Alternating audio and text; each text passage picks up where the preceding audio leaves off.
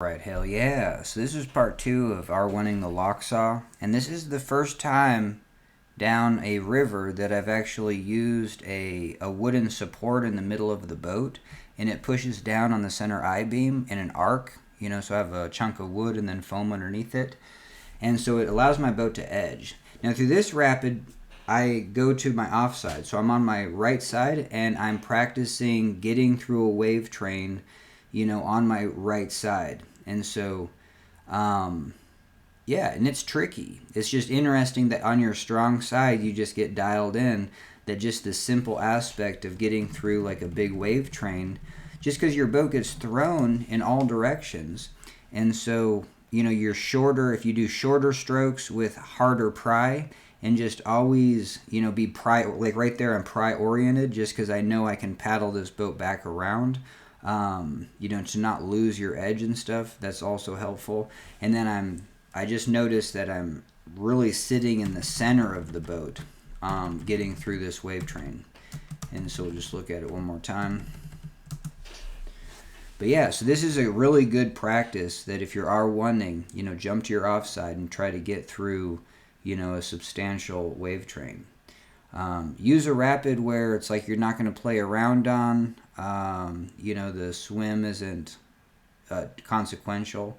I don't know, just any time where you're just like, hey, I'm really not going to learn anything by just doing it on my strong side, so switch to your offside, especially if you're able to. Even like right here, that was kind of interesting. And so, we're going to relook at that one as well, because I am able to paddle on one side. And I think going from this side to the other side is difficult, especially since I do have this and my boat's leaned in on this right side. I want to paddle and then use that juice to get to the other side. So, I'm paddling on that side and then allowing the boat to glide on that side. And so I think that was hugely substantial, even though it doesn't look like much from the back of the boat because you can't really see the perspective of the boat traveling across, but we do really quickly get to that other side. And so we're using an edged boat to almost surf across the river in those circumstances. And so it's night and day different just having this I-beam support right there and the ability to edge the boat. And what I think what I'd work on in R1 design, looks like we got boogers going on. So this is catch this eddy, and then we'll see what we do through here. Yeah, this is all strong side, so I'm just kind of chilling. I really wanted to surf this wave, but that's where it's just like, hey, if I want to surf something, I need to stall my momentum, and then time it. And I think those two things are really difficult to even square up to a wave and, paddle upstream, time your momentum, and even know where the heck you are. So this wave right here, I should have, this is steep enough wave, like right there if you actually hit it. But if I go sideways, this is never going to capture me. And so even if I go in, head on, go lengthwise, try to stall the momentum, go lengthwise, and then try to even take a backward stroke, jump to the front to stall that. But the boat will surf if it's lengthwise. So it is kind of interesting that a boat sideways will only get stalled and surfed on a hole. And even on this wave, let's see if it actually... So what happens in a side surf, so we do turn sideways, is the boat will stick on this tube, and then this will catch.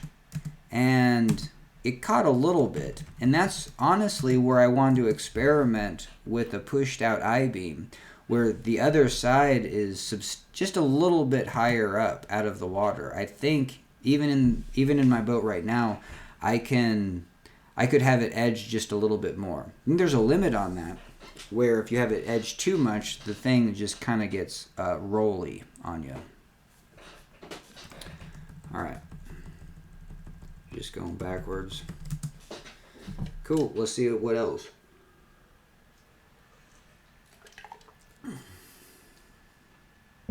Yeah, so even just the ability to paddle back and forth and to Yeah, and to have an edged boat. That was just real important.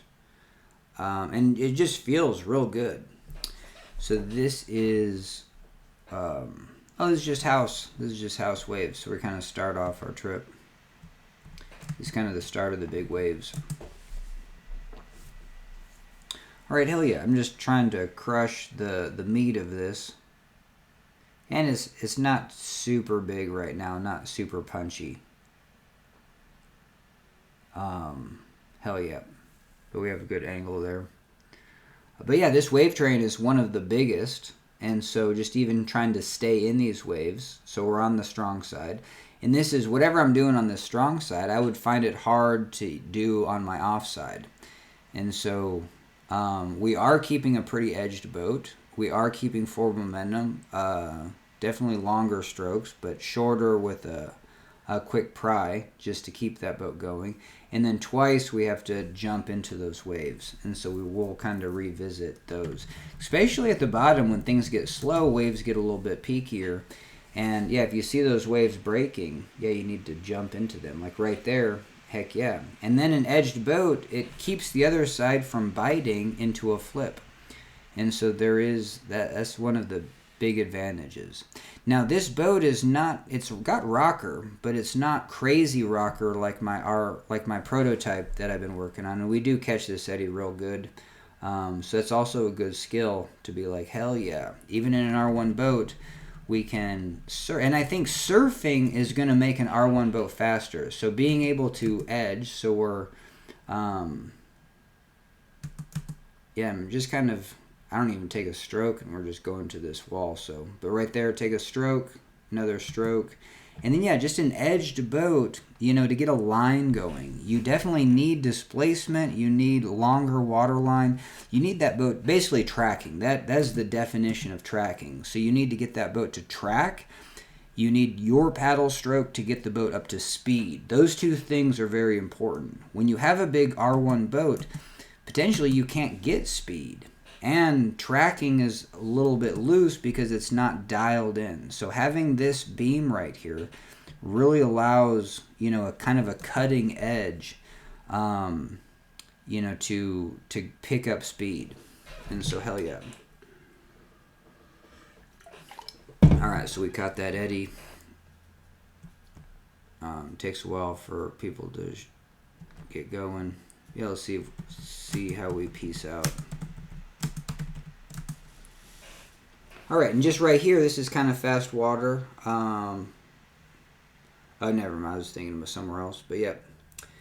The ability to edge, because there's a big difference between being on this downstream side. That's the side that you want. So when you're peeling out, you're not gonna purl and catch. But if I do jump to this upstream side, then the boat kind of surfs more. We've talked about that dynamic when surfing at the wave.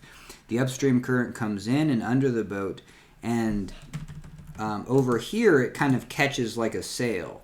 And if you are still in the eddy, though, it's going to push you into the eddy. You're not going to kind of capture that current. So jumping to this side sometimes can cause your boat to a little more surf underneath and then maybe tract or beam kind of across that current. I would definitely have to, and I apologize for not boating more, but that is where if I could capture a lot of good footage of just simple, basic maneuvers from like eddying out and, crossing currents, that is like that knowledge is probably more worth everyone's while for me to do. I mean, that's for sure. Okay, so hell yeah, this is Bloody Mary. I've always wanted to surf this top wave, but I was a little conservative today. I at least kind of crushed it, but then I have a hard time keeping my boat straight in big holes because I just, for the life of me, I sometimes don't think you want to be straight, because if I am sideways to this, if I just high-sided here, I'm more likely to stay upright. what happens is, and this is true, if you do go into a hole and the back of your boat spins out, the front of your boat stopped, and you're likely to corkscrew flip. But on this trip, there was a couple locations of being like, no, keep on the back, keep straight, and then the boat will release on the bow a little bit, and you can kind of carry that through. As long as but this wave is actually pretty steep, that I would pretty much go vertical. But I should do that. Be like, hey, this isn't that big of a wave to flip, and so, almost truck into it totally straight. And variety. Variety in R1 is probably very important for learning. What I have found is that I've just found a couple habits that I do, and some of those habits might be bad habits, where there can be a better effective way to getting through holes. Okay, hell yeah, that was Bloody Mary. Oh yeah, and then I just flip right here. So it's kind of interesting, even though the boat... And that shows that, the boat can be highly stable because you can edge it on the high side, but sometimes you just tip on the low side. You're on the low side and the boat... And that just really shows how tippy the boat is. And so we do flip it over. Not in view on the back is a thwart that's sideways, and that helps the boat re-flip itself. Not necessarily creature craft, but it's kind of creature craft method. And that's what my camera is sitting on. So my camera is elevated a little bit. Alright, hell yeah. I think this one of these eddies, I'm able to peel out pretty nice. I think like right here, I definitely need to get up to speed. And so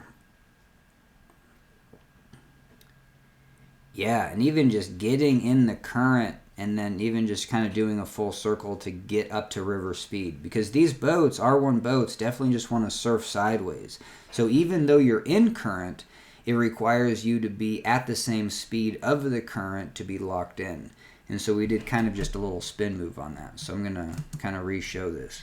So I definitely want to get into that current, and we're looking good here. And this opens it up like a sail if we can get some momentum to cross. Sometimes it's hard to cross, and then you just get kind of kicked out into this eddy. And so we jump to the other side to actually kind of... But like right now I'm kind of surfing. This current's going to go underneath the boat. So now I just kind of do a 180, and what I'm doing is I'm finding the easiest way right here just to back paddle with the current and get up to that speed. And so now with that forward stroke, now I'm up to current speed and I'm in the current. So that was a pretty good one. And then I'm just trying to motor up ahead because we have what's the next one? Grim Reaper. Yeah. And that's one of the more challenging. I'm trying to get some warm gear. So I'm kind of just in between these boats and this one. I'm probably watch this as part 2. Hell yeah, that first hit, this is where the bottom falls out. And so this is kind of, and I want to do more of these, of just kind of like boofing. They're kind of like boofing holes. But this one has this, kind of the top of a hole. It's glassy on the lower side, but you kind of just land in that trough and you kind of land chunked, you know what I mean? And so those are difficult for an R1 of like, hey, how do you launch this? Compared to this boat in front, if you're just watching that one, they just go down and then up. But an R1 boat, you kind of launch and then you land, and then it's a little bit wonky where you're not launching far enough. You're not catching air where there's total air underneath you and then landing on that. That's what I really want, and we should be striving for with R1 design: light, fast, and boofability. Being able to get the back of the boat. And it's just kind of interesting that I'm still sitting real far forward. So That's kind of interesting to me, that you want separate dynamics. You want to be able to, on a feature like this, if you could boof onto the pillow of that, if it did have like a pillow, to lean back and then get, basically the boat to lift, and then you're the last thing, and then get the boat to kind of land up into that pile. This one's pretty far away, but most of the big holes that a kayaker would kind of charge, and maybe this is too far away even for a kayak. I haven't really experimented with boofing a lot of holes, but that's kind of the next thing that a lot of the R1ers should just keep, especially if they're pretty safe. Boof the lip into the hole, and I'm talking wave holes. There's a huge difference between just kind of ledge drop holes, and then compared to wave holes, like the North Fork of the Payette, just a lot of big wave holes. I don't know, like the Golly, insignificant, hitting the big hole at insignificant. That's the type of hole that you want to launch, land, and then get some momentum to carve through. And so, hell yeah. Okay, so we're going to be done with this video because I just have kind of bad footage. I just wanted to go over it in parts, and so I'm kind of satisfied here. Definitely the edgeability of this R1 boat by putting this. This is the first time putting this wooden plank with a curve. It just fits underneath the thwarts, and it gives my boat some edgeability. But even just right there, I guess we flipped because it wasn't enough edgeability to hit this and have that not just suck water. So that's interesting. And what I might learn from the prototype is yes, this boat isn't extreme enough. You know what I mean? If you want to tackle stuff like this, you definitely want to edge into this and have this part sky high, because this tube is just instantly gripping and throwing, and then we get upstream flipped. And so that's kind of interesting. Hell yeah. Let me climb back in. Okay, so let's just at least watch that real time. Just a small little wave. And this is a small little wave, but it's just more the tackiness. It's not being able to edge your boat enough, and then it pulling it over. But then the other, it's a double-edged sword. If you make your boat rounded underneath and able to edge, then when it does pick up a little bit of juice, and pearl, then it can flip because it's so rounded underneath. Compared to a paddle cat, like the RMR Fat Cat, you got two wide tubes that it would be unthinkable to even flip on that. And so I don't know how you incorporate both of those things in, because if you have extra longer sponsored material outside the raft, we'll be done with this video, but just kind of coming in here. If you have extra sponsored material outside this raft to make it less round, or if you do start to flip, that it actually pushes down and maybe captures or prevents a flip. What am I saying? Yeah, is that stuff would be difficult to paddle around, and so it's difficult to have those trays. To have a railed paddle cat and something that's edgeable, those two, aren't very compatible. But what I have been working on is taking the RMR Fat Cat and then putting a raft underneath it, and then that's literally a rectangular, from an overhead footage that's rectangular in shape. And then even from an underfoot, it doesn't have to be so rectangular. It could be more highly rockered. And then so you would have the stability of that rectangular shape, which I think is very important, especially even when sideways. But even the RMR Fat Cat, when it's sideways, it's difficult to turn, around in the wave. But sometimes it's actually easier because one of the tubes is out of the hole and the other tubes is in the hole. And so let's go back to, we don't even have footage of it, but footage of side surfing. So when we're side surfing this in an RMR Fat Cat, one of the tubes is in the hole and the other tube is out of the hole. with a basketball shaped rounded boat, both like one of the tubes is for sure not out of the tube. You're just in the hole surfing, and the other tube is ready to purl and bite and flip. And so that is where like a railed setup, especially if you have one tube in, one tube out, you actually have more freedom there in side surfs on holes. But those two things are hard to combine in a single design. And so that would be kind of interesting if you could combine aspects of both of those. All right, hell yeah, I'm going to be done with this video. And yeah, that was Grim Reaper. So this was part 2 of the Lochsa. And these videos are just talking about primarily this dynamic right here. Pushing out the I-beam, getting more kind of rocker underfoot, but more rocker side to side. When I'm over on this tube, there's more freedom on that tube. That tube's out of the water, less likely to purl. But even just on this last little flip, you see that, this sideways, we're not even able to high side enough. And we go for the high side, it's just not enough. So that's actually kind of interesting. Hell yeah. And the crazy thing is if I do put sponsoned material over here, so if I do edge, I'm not just going to flip downstream, because that's the other issue, is that I would have the same sponsoned material over here, and then that would just instantly grip. But I don't know. I actually think what's gripping is the water going over a rounded tube. And so I think if you actually change this shape, even though I just been talking about how this rounded tube is kind of nice maybe for paddling, but if you can't change this shape, you could actually break up what the water is doing. The water is tacking up, and then we're slowing down by hitting this, and then all the water is literally trying to push into, the water wants to, let's talk about this from a physics perspective. If this part of the boat stops, the boat is a rigid surface, and so this part of the boat has the same momentum. The river doesn't stop, and so the river's got to go somewhere, and so it tacks up here, and then this part of the boat kind of sticks to the river and wants to go with the river.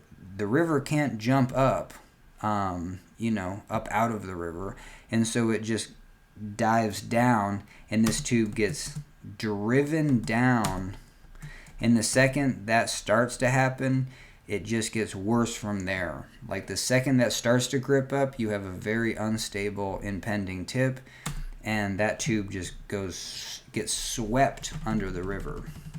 And so having more gripping surface would actually be worse. But if you had a sponsoned surface that maybe tries to keep it surfed, I just know a purely rounded is almost like the river's gripping it and throwing it down like it's the easiest thing to throw down. And so I don't know, but I would actually like to experiment with like a fin out here, just to prove to myself that would be ridiculously worse. But something tells me, though, that if we have a higher surface, like even like right now, the gripping has already taken place, and that grip is above the perimeter line.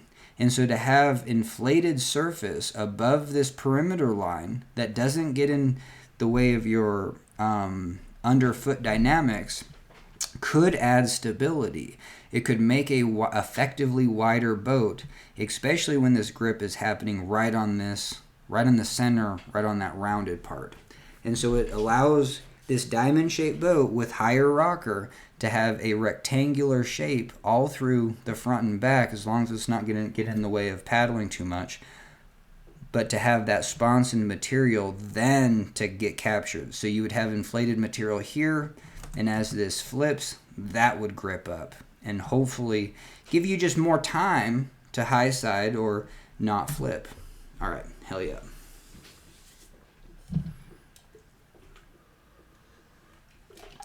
All right, so on this Lochsa trip, I didn't have the greatest footage, but I had some aha moments.